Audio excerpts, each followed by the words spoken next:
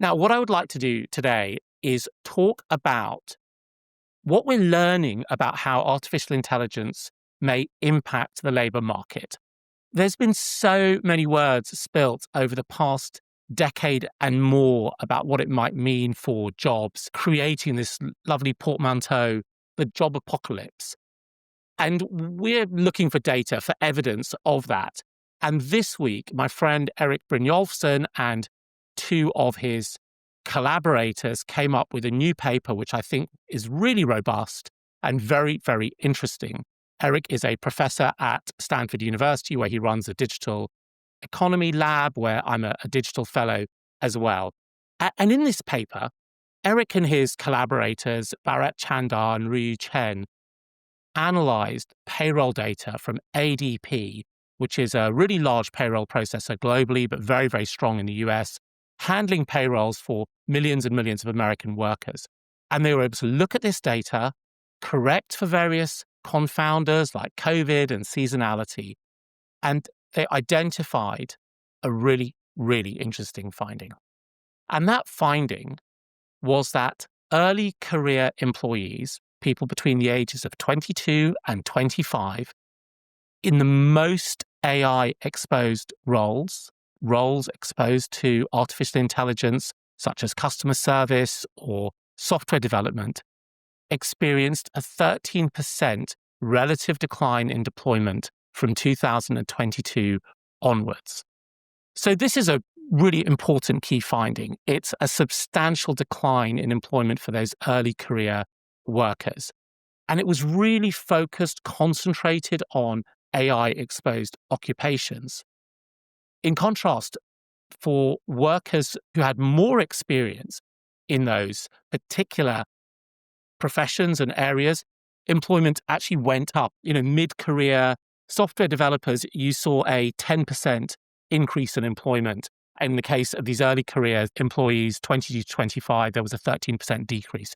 So it's really, really meaningful, that bifurcation. And if you looked at less exposed occupations, so you looked at sales and marketing or health aides or stock clerks, you didn't see the same suppression of employment, particularly for that early career employees. So if you look at health aides, for example, over that period of time, there was roughly a 20% increase in hiring for early career workers. We see that there is a pattern which appears in jobs where AI automates rather than augments work.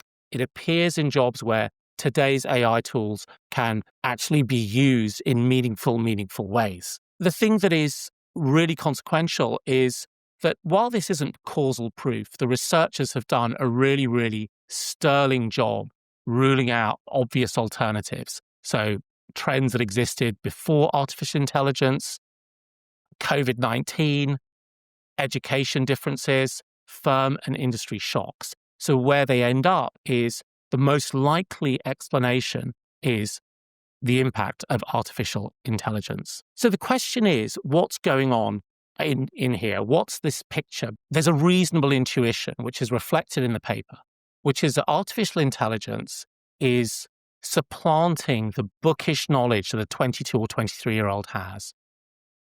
Those workers have learned through high school and university formal technical skills, but what they haven't necessarily established is practical skills to work, what the workplace is like, and specifically the tacit knowledge that exists, not just in work in general, but in specific firms and specific departments within specific firms.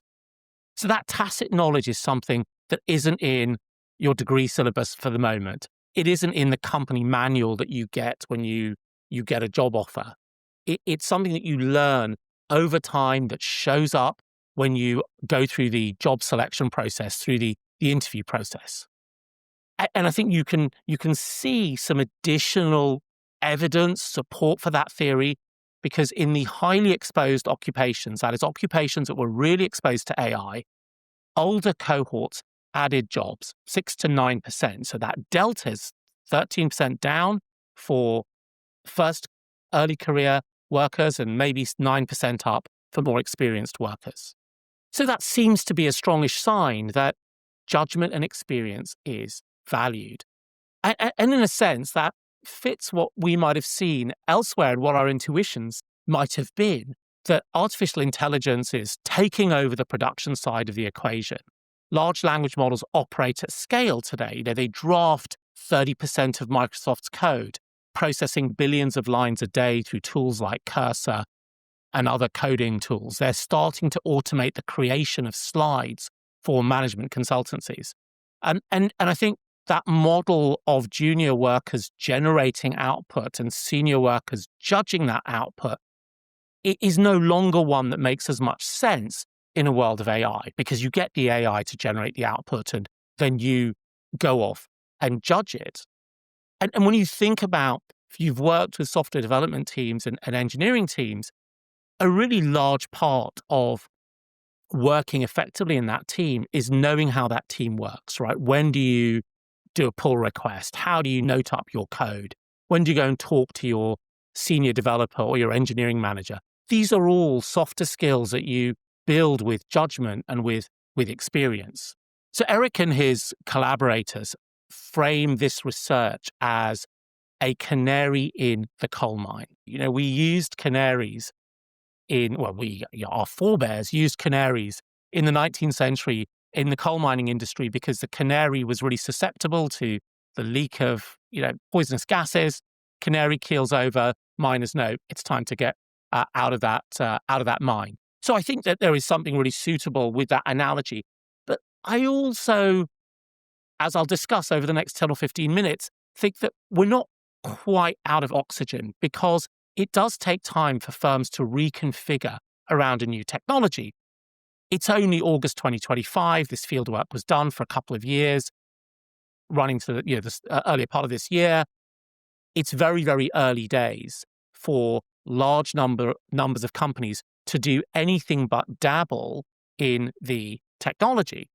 And at these moments in time, it's much easier to do non-hires, that is, stop hiring people. And where do you stop hiring? You stop hiring in the graduate entry funnel, than it is to get rid of people. Right? A firing is much harder than a non-hiring, especially at these moments where things are quite turbulent. And so I think one of the things that I've been thinking about is that we're quite early in this. So both this survey and the data they used being incredibly robust. And I mean, we're lucky to have this sort of depth of a survey and piece of research at this point in time, but also a recognition of where we are in the cycle. So with that, I just want to dig into how I had been critically analyzing and assessing this report. And I did have a chance to congratulate Erik by WhatsApp and have a little bit of a back and forth with him, but I won't represent what he said to me in that WhatsApp discussion because I may not do justice to it. But here is some of the things that I think are worth adding as perhaps not qualifications, but just lenses on the research and what it could be telling us. The first is, who does ADP serve? I mean, ADP is this big, well-established business, and it really has a middle market focus, serving smaller and regional firms with strengths, particularly in the northeast of the US. So these may well be firms that some of you have heard of, but many of us won't, because they aren't the big global franchises necessarily that we think of, the Starbuckses or the Microsofts. They are, by and large, smaller and more regional firms. So these findings may reflect a different tier of the labor market. And what do I mean by that different tier? A lot of the focus on hiring, obviously, is around nameplate firms who we all recognize. It just makes life a lot easier. But this may not be reflecting those class of firms. It may also be reflecting companies that are sufficiently small that they outsource their payroll, right? They don't run these capabilities themselves. And it made me wonder about the extent to which companies like this are actually quite sensitive to cost savings compared to really big firms that have big funnels of hiring, right? How sensitive would they be? Shaving off a few new headcount may make a meaningful difference for those companies. They also might be able to respond more quickly. I mean, this is a canary in the coal mine moment, right? It may be that a mid-sized regional firm can respond and retool around AI far faster than a big, huge regulated national company that's just going to take a little bit longer, in which case what we are seeing is a pattern that could get repeated across the economy. I've been thinking a little bit about the geographic concentration, that geographic issue, and what it tells us, and the extent to which, what we're seeing is a large number of mid-market, mid-sized firms coming to a similar conclusion about how they should think about youth workers and in the space of AI enabling higher productivity levels, with people who are more experienced. And I'm still playing around with that idea. I think the second point I would make is the two main sectors that were impacted because of their exposure to AI were customer service and software development. And those two are quite different classes of work. Customer service is very much closed-end class of tasks. You have a range of customer service issues. We already know that AI systems can, through chatbots, answer 80, 90, 95% of queries. But you have a very different class of work because you're ultimately in a kind of responsive mode to customer input. Whereas software development is a much more open-ended task, right? There's no company that doesn't have a backlog of development projects that they will never finish because as they finish one piece, they add a new requirement. And so there's a question there about whether the same underlying dynamics are at play for customer service as are at play for software development. So it could be that it's the same dynamic, and that is a kind of complicated position for us to find ourselves in, because the argument there would be that artificial intelligence tools are sufficiently generalized. They know about everything from, the World Series to the MSCI World Benchmark and everything in between. And so what we're seeing is the generalizability of that technology impacting two very different classes of work. Or it might be that we're seeing two different etiologies, right? Two different paths to affecting customer service versus software development hiring. And I think it'll be interesting to unpick that, because, one speaks about, a tidal wave that comes in and sort of affects all boats. And another speaks about much, much more tactical, sector-level, granular effects that we need to unpick and understand. I did wonder why companies reduced hiring rather than cutting graduate salaries, right? A typical economic analysis would be, well, if you get into this situation, you have two strategic choices. You could hire the same number of people and offer them, lower salaries, or you could just keep the same salary and hire fewer people, which is what firms seem to have done. That's completely understandable in a sense, right? Internal pay structures are a little bit rigid, but I think there's a really interesting dynamic, which is that it allows firms to exhibit preference for higher quality, smaller workforces over pure cost optimization. So let's think about this, right? If firms are acting in a rational way when it comes to their hiring, they will very much try to hire the best people that they can. And let's say their selection process is perhaps not perfect, but very good at determining who's a great candidate, who's an average candidate, and who's just a kind of good enough candidate. This result might suggest that what companies are able to do is slough off that bottom decile or bottom two deciles of new hires they might have otherwise done, because they feel they can achieve their commercial and business objectives with a smaller workforce, which through this selection process will end up being the higher potential group of people who get the offers or not. And that, I think, is quite an interesting shift. It's an interesting dynamic. I mean, of course, like you always have top and bottom quartiles, but what I'm suggesting is that it could be the case that the absolute capability of the bottom quartile rises when you reduce your hiring, and you can therefore be a little bit more selective. A quick note. If you want to support us in bringing more of these conversations to the world, please consider subscribing to the show. I think there's another question, which is really about what can we say this early into the deployment of AI technologies in companies. I've always argued that what history has shown is that you start with relatively low-hanging fruit, and it takes time to re-engineer your processes. Now, my favorite example of this is to think about electricity back at the turn of the 20th century. So when electricity shows up, lots of factory owners end up buying into electricity early. I mean, they weren't slow, but buying in meant you put some pendant light bulbs in your workshop so that workers could work longer hours. You could perhaps extend the working day, but you didn't change the fundamental power delivery, which was a sort of steam-driven power delivery, or in the car industry, very artisanal working, looking not too dissimilar to a coachworks or a blacksmith's workshop. And it took time before you re-engineered and rewired processes. Henry Ford in the car industry being the best example of somebody who believed in electricity and built a production flow that could only work with electricity.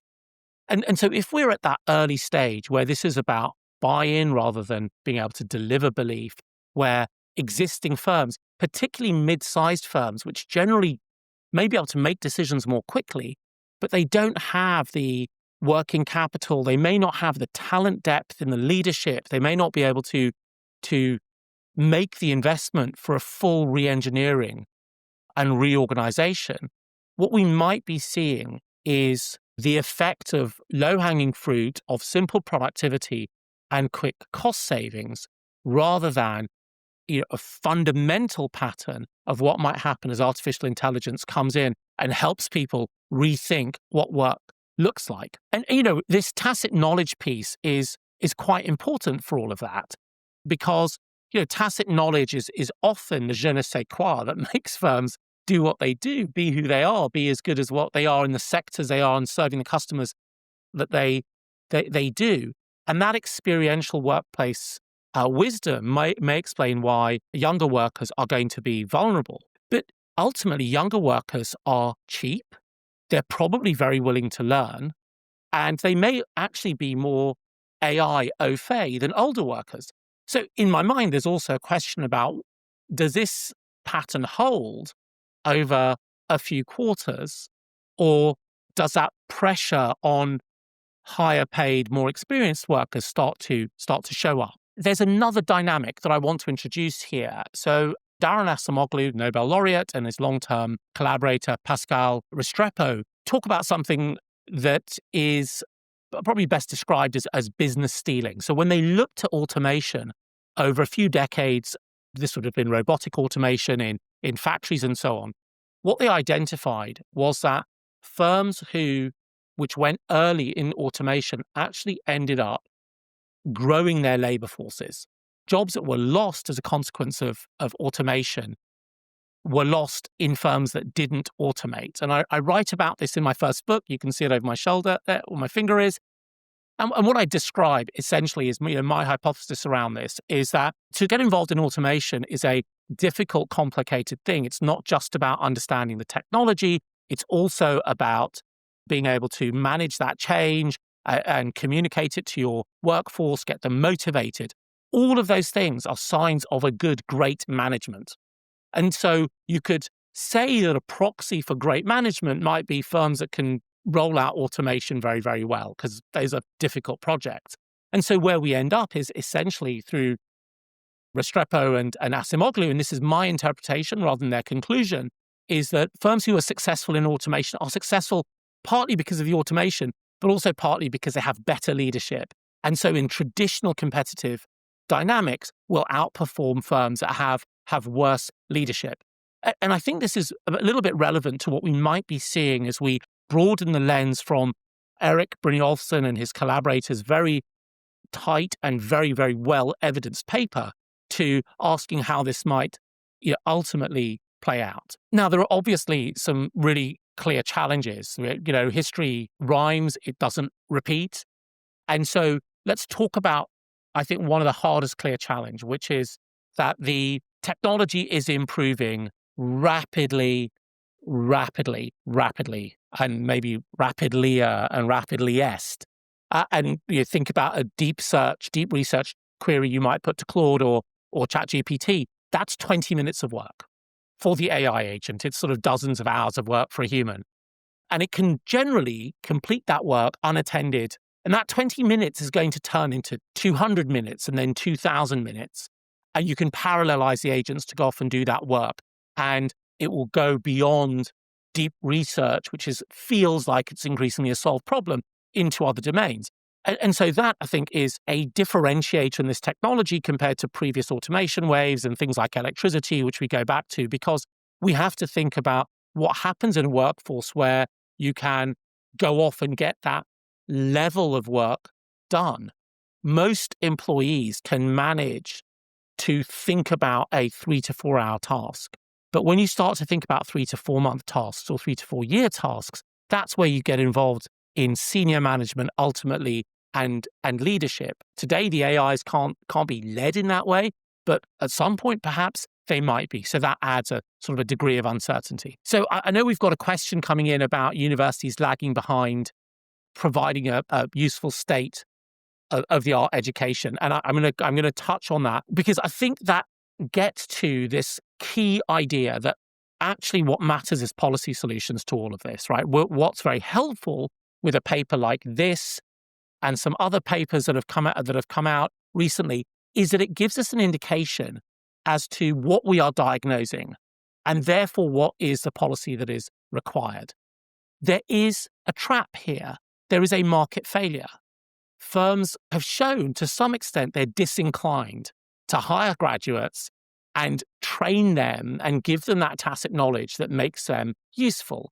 Why are they disinclined? Maybe it's an investment they can't afford. Maybe they'll make that investment and then they're worried that those workers will leave. It's just too risky for them. So there is a kind of policy market failure here that will probably require interventions that are both carrots and sticks. So, hire people, train people, get some kind of a tax credit is the type of thing that you might, be thinking about. What is the education that workers need to come out with? They will clearly need earlier access to tacit knowledge, whether that comes through internships or apprenticeships, whether that comes through formal university education. I have faith that universities can teach difficult, complex, structured and unstructured things. I mean, they have done for centuries. So, there's no reason to believe they can't teach elements of these tacit skills. And I think there could be an issue for this cohort, which is that they may have graduated before ChatGPT was everywhere. They may not be as AI native. And therefore, as they go into the job market now, where employers are expecting that, they're falling down both on AI nativity and on tacit knowledge. Again, to be clear, I'm making an assumption about the AI nativity as it was. So it does feel that we will need a different mechanism to train workers, whether it's universities or something else. Of course, not everyone goes to university. The costs of university are very, very high. And I can imagine that splitting in a couple of dimensions. So dimension number one would be really understanding that tacit knowledge.